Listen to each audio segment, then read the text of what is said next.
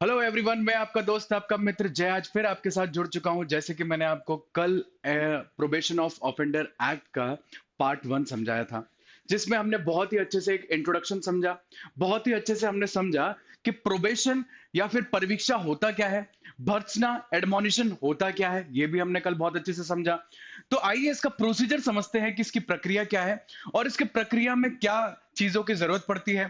Court को, न्यायालयों को किन किन बातों को ध्यान में रखना चाहिए जब वो किसी व्यक्ति को प्रोबेशन पे, परीक्षा पे छोड़ती है, जब वो किसी को भर्त्सना एडमोनिशन पे छोड़ती है, तब उनको किस किस बातों का ध्यान रखना चाहिए, क्या प्रक्रिया है, कौन प्रोबेशन ऑफिसर होता है, कौन क्या नहीं होता। तो इस कारण से अपन आइए देखते हैं, समझते हैं कहानी क्या होती है। ठीक है, चलो। तो कहानी क्या है, जैसे कि अपन ने यहाँ पर देखा कि मैं आपको पहले यहाँ पर बता देता हूं कि यहाँ पर सेक्शन 3 अपन स्टार्ट करने वाले हैं, क्योंकि सेक्शन 3 ही जो है ऐसा सेक्शन है जो अपन ने लास्ट में उसको एक डिटेल एनालिसिस के साथ तो पढ़ा था, एक अच्छा आंकलन तो किया था, बट उसको बैरक लैंग्वेज में नहीं देखा। सेक्शन 1 और 2 मैंने आपको पार्ट 1 में कराई दिया था, और अब पार्ट 2 में हम देखते हैं यहाँ पर कि यहाँ पर क्या कहानी होने वाली है। सेक्शन 3 किसके बारे में बात करता है, समझना, भर्त्सना के बारे में, एडमोनिशन के बारे में बात करता है कि power of court to release after admonition.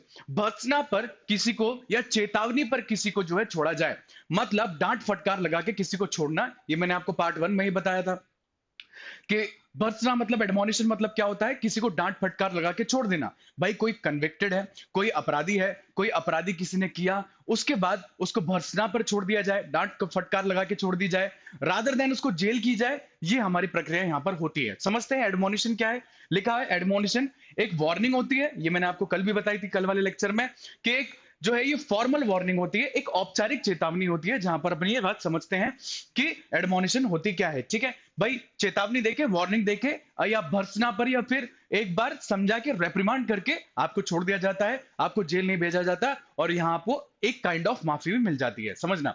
अब सबसे इंपॉर्टेंट बात, जिससे आपका प्री का क्वेश्चन बनता है, समझना, सबसे इंपॉर्टेंट बात सर, कंडीशन फॉर एप्लीकेशन, लागू होने की शर्तें क्या क्या है, यहां पर अपन यहां पर देख लेते हैं, क्योंकि सबसे इंपॉर्टेंट यही है कि भाई सबसे पहला कि आपका ये एडमोनिशन, आपको जब एडमोनिशन पे छोड़ा जाएगा, भर्त्सना पर छोड़ा जाएगा, उसके लिए किन किन किन किन शर्तों का जरूरत होना जरूरी है, देखना। नंबर 1, नेचर ऑफ ऑफेंस, अपराध का स्वरूप, कि भाई अपराध किसकी प्रकृति क्या है, स्वरूप तो ठीक शब्द नहीं है, यहां पर होगा अपराध की प्रकृति। अपराध की प्रकृति क्या होगी भाई, अपराध की प्रकृति क्या है कि भाई कोई सीरियस ऑफेंस तो नहीं है, कोई सिंपल ऑफेंस ही है ना, कोई अगर ज्यादा गंभीर अपराध होगा तो सीधी बात है, हमने कल ही लेक्चर में समझा कि वहां पर ऐसे प्रोबेशन एडमोनिशन पे छोड़ा नहीं जाता। ठीक है, क्योंकि आपको वहां सीधा कारावासित किया जाएगा, जेल आपको जो है वो करना ही पड़ेगा। ठीक है, बट जब बात आ जाएगी यहाँ पर हमें नेचर ऑफ ऑफेंसेस की, तो यहां पर देखा जाएगा दूसरा, सर ऑफेंसेस जो पनिशेबल है अंडर सेक्शन 379, 380, 381, 404, 420 ऑफ आईपीसी। ठीक बात है। अभी के लिए तो हमारे प्रोबेशन ऑफ ऑफेंडर एक्ट के अंतर ही बता रखा है कि जब जो हमारे आईपीसी के अंतर्गत, अब बीएनएस का रेफरेंस अभी यहां पर अमेंडमेंट से चेंज नहीं हुआ है, बट हम बीएनएस का रेफरेंस ले सकते हैं, बट अभी हम यहां पर समझ लेते हैं कि एडमोनिशन कब, और एडमोनिशन पे आपको तभी छोड़ा जाता है, आपको डांट फटकार लगा के तभी छोड़ा जाता है, जब आपने कोई थेफ्ट का अपराध किया है। 379 क्या है, थेफ्ट।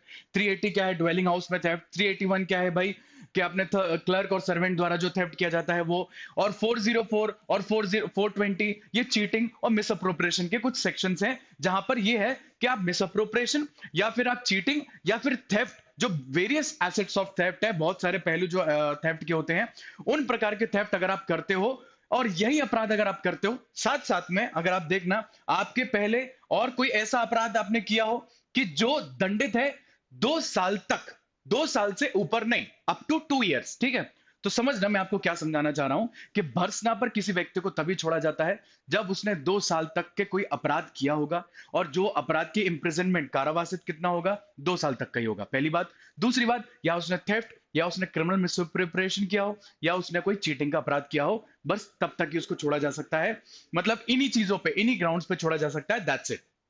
समझना। नेक्स्ट, कोई प्रीवियस कन्विक्शन नहीं है, कोई दोष सिद्धि नहीं है, कोई पूर्व में दोष सिद्धि नहीं है, ये बात को भी ध्यान में रखा जाता है कि पहले उसने कोई अपराध तो नहीं किया है, उसमें कोई दोष सिद्धि तो नहीं है, ये देखा जाता है। सर नेक्स्ट, कोई प्रीवियस कन्विक्शन कहीं से भी प्रूव भी होना नहीं चाहिए, साबित भी नहीं होना चाहिए कि भाई कोई पूर्व में दोष सिद्धि हुई थी। ठीक, ये हमको 3-4 बातें देखना पड़ेगी, और जुडिशियल सेटिस्फैक्शन, न्याय की संतुष्टि तो होगी, यहां पर जज खुद भी सेटिस्फाई होगा, किससे, एज, आयु से, एंटीसीडेंट से, भाई उसके आचरण कंडक्ट से, उसके डिमिनार से, उसकी सारी चीजों से कि भैया इनको क्या भर्त्सना पर छोड़ा जाना चाहिए कि नहीं जो छोड़ा जाना चाहिए। ठीक बात है। अब यहाँ पर अपन नेक्स्ट देखते हैं। लिखा है कोर्ट, मैंने अभी बताया, नेचर, कैरेक्टर, केस का कैरेक्टर देखेगा, sorry circumstances of the cases, परिस्थिति देखेगा केसेस की, कैरेक्टर ऑफेंडर का शील, कैरेक्टर देखा जाएगा कि क्या उसको जेल की जगह बर्सना पे छोड़ना सही होगा कि नहीं होगा। पावर ऑफ कोर्ट यहां पर हम देखते हैं। अब ये पावर ऑफ कोर्ट जो है यहां पर आप समझना एक टॉपिक है, ये हेडिंग है जहां पर साफ साफ लिखा हुआ है कि न्यायालय की शक्ति क्या है, कि न्यायालय क्या है रिलीज कर सकता है किसी ऑफेंडर को आफ्टर ड्यू एडमोनिशन और इंस्टेड ऑफ सेंटेंसिंग। साफ साफ उसको दंडित या दंडादेश करने की जगह पे तो न्यायालय जब इन बातों से, जो अपने प्रकृति देखी, जो अपने कैरेक्टर ऑफ द ऑफेंडर शील देखा अपने किसी अपराधी का, इन बातों को दिमाग में रखने के बाद उसको छोड़ देगा, उसको भर्त्सना पर छोड़ देगा। तो ये हमने यहां पर भर्त्सना की कार्रवाई समझी। अब समझते हैं हम कि प्रोबेशन क्या होता है। सेक्शन 4 हमने समझा, परवीक्षा क्या होता है। भर्त्सना की कार्रवाई अपन ने इस अधिनियम के तहत देखी।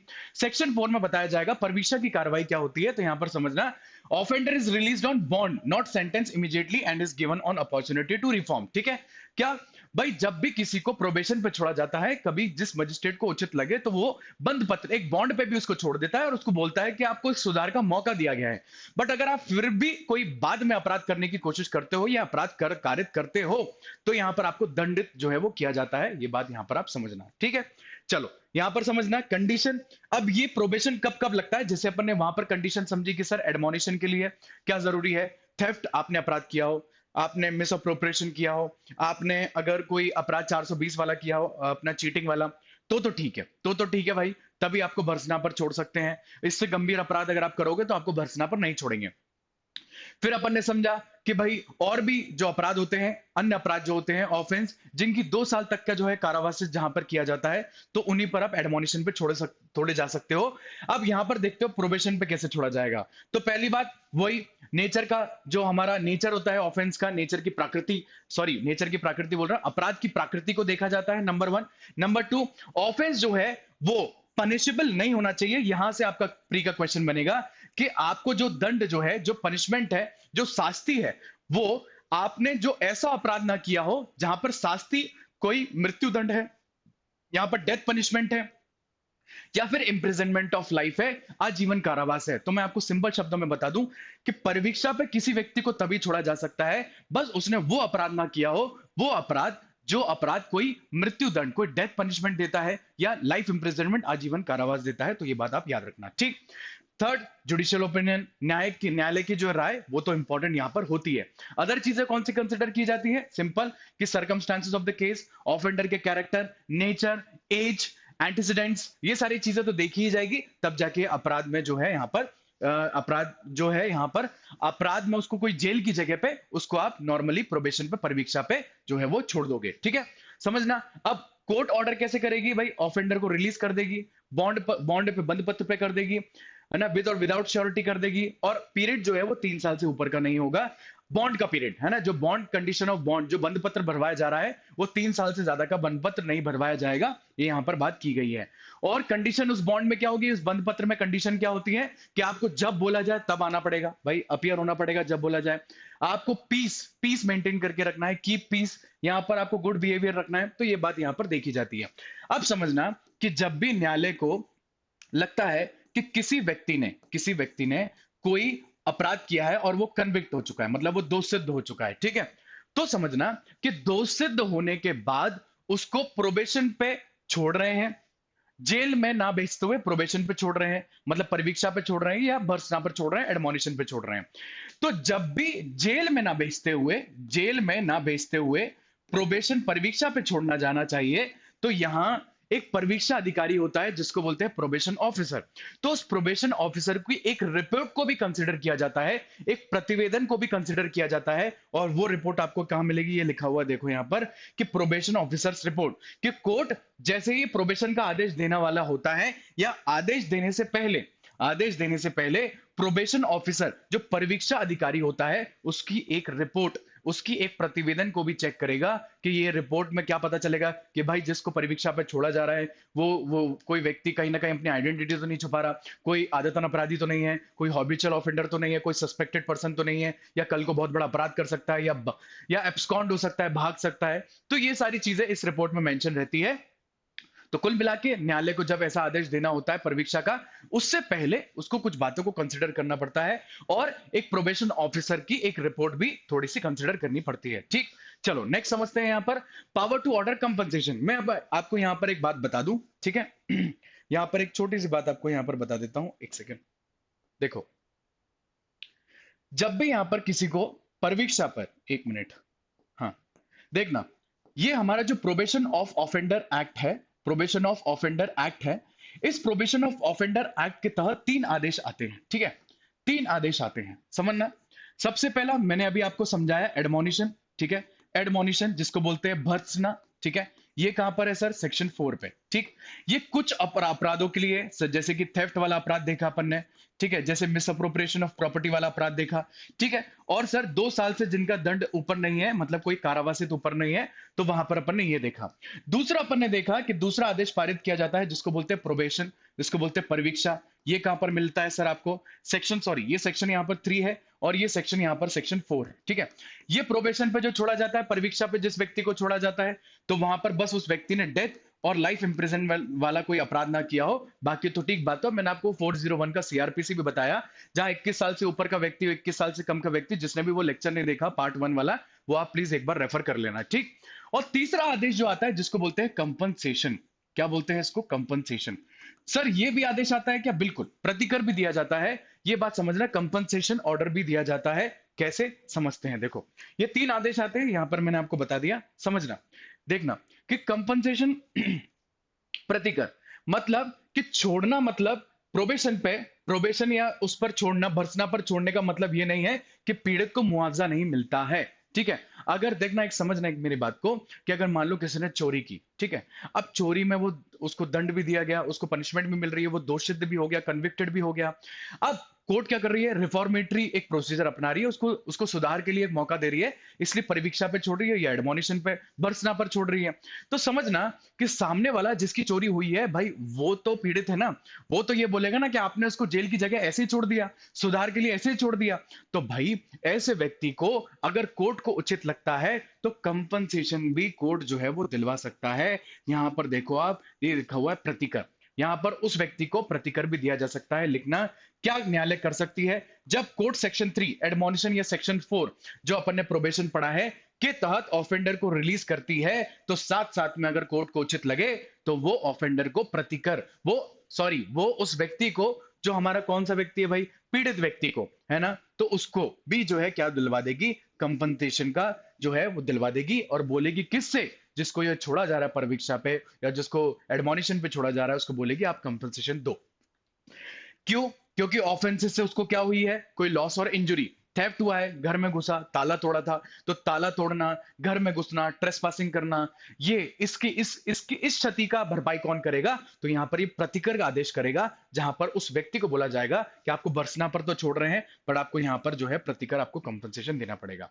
नेक्स्ट, प्रोसीडिंग की कॉस्ट, जो कार्रवाई की गई है पूरी, उसका भी आपको पैसा देना पड़ेगा, जो कंपनसेशन के अंदर, प्रतिकर के अंदर जो है वो काउंट होगा। इसमें इंपॉर्टेंट बातें जो न्यायालय को ध्यान रखनी पड़ती है वो क्या है? कि वो कंपनसेशन, वो प्रतिकर रीजनेबल, युक्तियुक्त होना चाहिए, और जो फाइन है वो रिकवर किया जा सकता है। जैसे कैसे किया जा सकता है? तो सिविल और जो सीआरपीसी में हमारे रिकवर की, जो प्रत्युत्तीकरण की, जो जुर्माने को प्रत्युत्तीकरण करने की जो भी कार्रवाई होती है, वैसे वहां पर सीआरपीसी से ये चीज गवर्न होती है।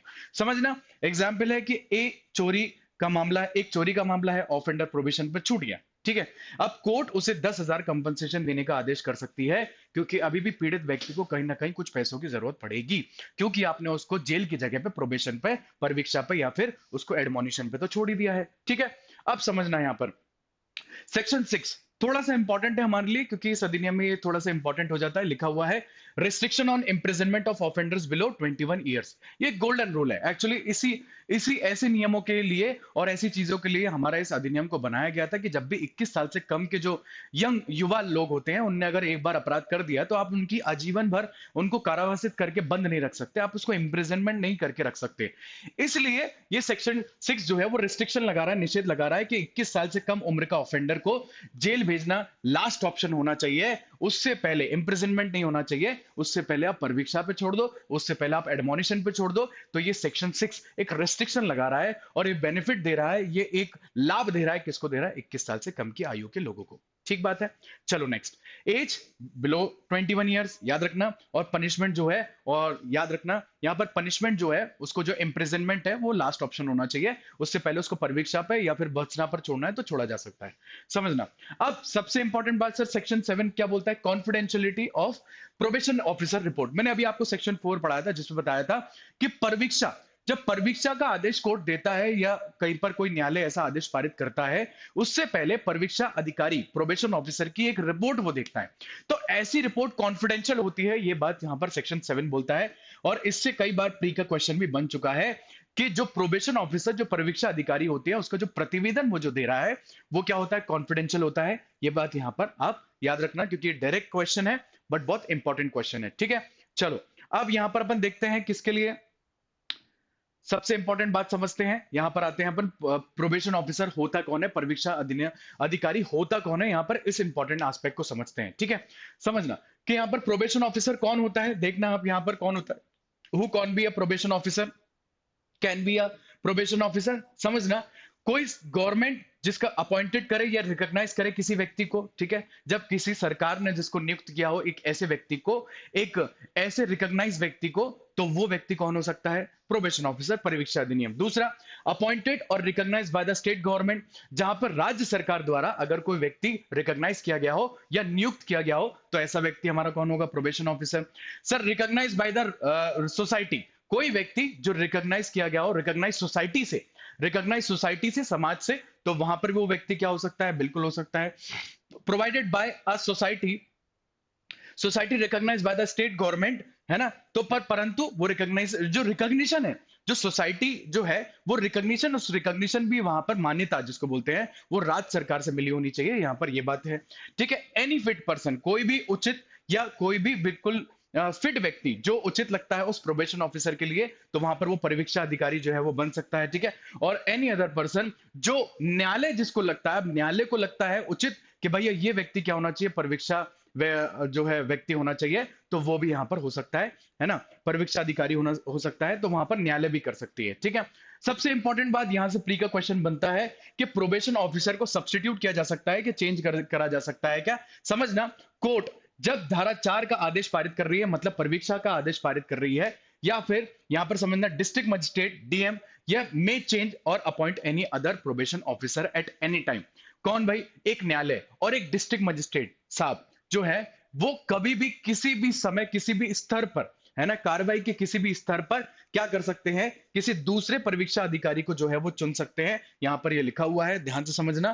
तो ये बात हमारी थोड़ी सी इंपॉर्टेंट हो जाती है, ये प्री के कंटेक्स्ट में आप इसको बिल्कुल याद करना, ठीक है।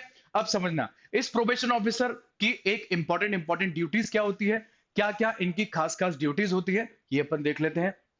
पहला, कोई भी सोशल इन्वेस्टिगेशन रिपोर्ट बनाना। सोशल इन्वेस्टिगेशन रिपोर्ट कैसे सर, कि भाई जब धारा 4 का आदेश न्यायालय करने वाला है तो उससे पहले परीक्षा अधिकारी ये देख लेगा कि जिसको ऑफेंडर को जेल ना देते हुए परीक्षा पे छोड़ा जा रहा है, तो क्या उसकी सोशल, उसकी सामाजिक अन्वेषण कि एक प्रतिवेदन बनाया जाए। कैसे सर, कि वो कहीं कोई आदतन अपराधी तो नहीं है, कि सर वो कोई अपराधी बार बार कर तो नहीं, अपराध तो नहीं करता था बार बार, या फिर कोई भी समाज में उसका कोई डर तो नहीं है जिससे शायद कोई अपराध करने से कोई समाज में डर फैल सकता है, तो ऐसी कोई बात तो नहीं है, तो एक सोशल इन्वेस्टिगेशन रिपोर्ट। और दूसरा काम क्या है इन परीक्षा अधिकारियों का, कि भाई सुपरविजन करते हैं सारे प्रोबेशनर्स को, तो मतलब जैसे इस व्यक्ति को जिसको छोड़ा गया है, अब वो प्रोबेशन पर छोड़ा गया तो वो प्रोबेशनर हो गया, अब उस व्यक्ति को सुपरविजन करना, देखना कि कल को कोई अपराध तो ना कर दे, ये बॉन्ड जो भरवाया है उससे कहीं कोई उल्लंघन ना कर दे, उसकी शर्तों को ना माने, ऐसा तो ना कर दे, ठीक। देखना कोई कंपनसेशन या कॉस्ट में असिस्टेंस कराना, जो भाई कौन है व्यक्ति, पीड़ित व्यक्ति है जिसको प्रतिकर मिल रहा है या जिसको कहीं व्यय मिल रहा है, कॉस्ट मिल रहा है, उसमें कोई सहायता या कोई ऐसी असिस्टेंस करवाना। नेक्स्ट, यहां पर प्रतिकर कंपनसेशन दिलवाना, कोर्ट की कॉस्ट जो है असिस्टेंस कराना, ठीक है। गाइडेंस आफ्टर रिलीज सेक्शन 4 में, जैसे कोई व्यक्ति चला जाता है या मतलब परीक्षा पे उसको रिलीज कर दिया जाता है, छोड़ दिया जाता है, तो वहां पर उसके गाइडेंस देना, एडवाइस और असिस्ट करना जो भी प्रोबेशनर्स होते हैं उनको, ठीक है। तो ये सारे काम जो है हमारे इनके होते हैं जो कि आपको सेक्शन 14 में मिलेंगे, और यहां पर हमारी कहानी जो है थोड़ी सी इंपॉर्टेंट बन जाती है, ठीक। चलो अब मैंने आपको क्या बताया, मैंने आपको section 3, section 4, section 5, section 6, section 7 बताया। सेक्शन 7 के बाद मैंने आपको प्रोबेशनर्स कौन होते हैं, प्रोबेशन ऑफिसर्स कौन होते हैं, उनकी ड्यूटीज क्या होती है ये बताई मैंने आपको। तो और कोई रिपोर्ट जो प्रोबेशन ऑफिसर बनाता है उसकी एक रिपोर्ट जो होती है वो कॉन्फिडेंशियल रिपोर्ट होती है, ये भी अपन ने देखा। तो ऐसी बहुत सारी बातें अपन ने यहाँ पर समझी। और इस second part of probation of offender act, जो हमारा बहुत ही छोटा एक्ट था जिसमें 19 सेक्शन है और 18-19 मैंने आपको पहले लेक्चर में ही सेक्शन जो है बता दिए थे और वहां पर आपको समझा दिए थे। तो ऐसे ही सीरीज के साथ जुडिशरी गोल्ड आपके लिए ये माइनर सब्जेक्ट की शाम को 9 बजे क्लास लेके आता है। सुबह आपकी जीके जीएस 8:30 बजे चलती है और दोपहर में 1-1:30 बजे समथिंग आपका जो है वो मेजर सब्जेक्ट चलता है। और ऐसी चीजों के साथ हम आगे भी माइनर एक्ट्स पढ़ते चलेंगे। नेक्स्ट एक्ट आपका मैं मोटर व्हीकल एक्ट लेके आऊंगा मंडे को, और आप समझना। और उससे पहले मैं आपको एक बात और बता दूं कि ये है सेक्शन 13। अब देखना आप कि अभी 2000 एमपी एडीपीओ 2022 में ये क्वेश्चन पूछा गया था। अब ये आपसे इस जो जुडिशरी गोल्ड आपको इस YouTube के माध्यम से पढ़ा रही है माइनर एक्ट्स, वो कितना रेलेवेंट हो जाता है, वो कितना सुसंगत हो जाता है, आप देख सकते हैं। According to Section 13 of Probation of Offender Act, which is not a probation officer? Who is not a probation officer? कौन जो है परीक्षा अधिकारी नहीं होगा, समझना। Number 1, a person appointed as a probation officer by the state government or recognized as the state government, अभी अपन ने पढ़ा, ये तो होगा। दूसरा, a person provided for this person by the society, recognized society, ये भी मान्यता प्राप्त करने वाली सोसाइटी, ये भी अपन ने पढ़ा। इन एक्सेप्शनल केसेस, कोई अपवाद मामलों में, कोई other person who is in the opinion of the court fit, जो न्यायालय को लगता है जो उचित होगा, जो फिट होगा, वो व्यक्ति, ये भी अपन ने पढ़ा, ये भी हो सकता है। लास्ट, एनी कंपनी और association of body of person whether incorporated और नॉट, कोई भी कंपनी, क्या ये कंपनी या फिर समूह, जो लोगों का समूह होता है, वो क्या ये हो सकते हैं परीक्षा अधिनियम? तो अभी जस्ट अपन ने देखा था ये तो नहीं हो सकते। अपन ने लिस्ट जो देखी थी, तो आंसर हमारा क्या होगा? डी। और ये हमारा एमपी एडीपीओ 2022 का क्वेश्चन है। तो आप समझ सकते हो कि इसी कंटेक्स्ट के साथ, इसी चीजों के साथ जो है हम यहाँ पर माइनर एक्ट्स आपको कवर करा रहे हैं। मैंने आपको केस लॉ सबसे पहले बताया था, पहली क्लास में आपको केस लॉ बताया, फिर मैं आपको एमसीक्यू करा रहा हूं, फिर मैं आपको कंसेप्चुअली पढ़ा रहा हूं, फिर मैं आपको सेक्शन वाइज पढ़ा रहा हूं। तो सारी की सारी चीजें आपको एक माइनर एक्ट्स में मैं यहाँ पर करा रहा हूं। और इससे पहले भी मैं आपको banning of unregulated deposit scheme, PCPNDT act, NSA national security act, Madhya Pradesh की रासुका अधिनियम, और यहां पर मैंने आपको कंप्लीट करा दिया प्रोबेशन ऑफ ऑफेंडर एक्ट, और बीच में हमने एक इंपॉर्टेंट एक्ट किया जिसको बोलते हैं आर्म्स एक्ट। तो 6 एक्ट, 6 अधिनियम यहां पर मैंने आपको करा दिए। और ऐसे ही आप अपनी तैयारी बिल्कुल तैयार रखें, क्योंकि जुडिशरी गोल्ड आपके लिए पूरे दिन का एक स्लॉट बुक करके रखा हुआ है यूट्यूब पे। सुबह आपको जीके जीएस मिल जाता है, 1 बजे आपको जो है आपको मेजर सब्जेक्ट के एमसीक्यूज मिल जाते हैं, और शाम को आपको यहाँ पर आप देख सकते हो माइनर लॉस के साथ मैं आपको डेली यहाँ पर आपका दोस्त, आपका मित्र जय आपके साथ रोज आता हूं। और इससे भी ज्यादा डिटेल और कॉम्प्रहेंसिव पढ़ाने के लिए यहाँ पर आप देख सकते हो सरकारी वकील बनने का सुनहरा मौका लेके हम एडीपीओ कॉम्प्रहेंसिव कोर्स जो है वो लेके आए हैं। और ये 2 फरवरी को चालू होने वाला है, ये 2 फरवरी को क्लासेस यहाँ स्टार्ट होने वाली है। और ये कोर्स आपके लिए बहुत इंपॉर्टेंट होने वाला है, क्योंकि इसमें आप देख सकते हैं Samanvay sir, Chinmay sir, Neeraj sir, Ankita ma'am और आयुष सर और मैं और हम पूरी टीम आपको जुडिशरी गोल्ड एक सरकारी वकील बनने का सपना तय करने का पूरा वादा करेंगे, क्योंकि हम अपनी तरफ से पूरा वादा करेंगे और कहानी आपकी बिल्कुल साकार करने की पूरी कोशिश करेंगे। आप देख सकते हैं ये क्लासेस बाइलिंगुअल होने वाली है, 6:30 to 8:30 क्लासेस चलने वाली है। एमपी लोकल लॉज यहाँ पर आपको मिलेंगे, जीके जीएस क्लासेस आपको मिलेगी, और मॉक प्रैक्टिस टेस्ट आपको बिल्कुल मिलने वाले हैं।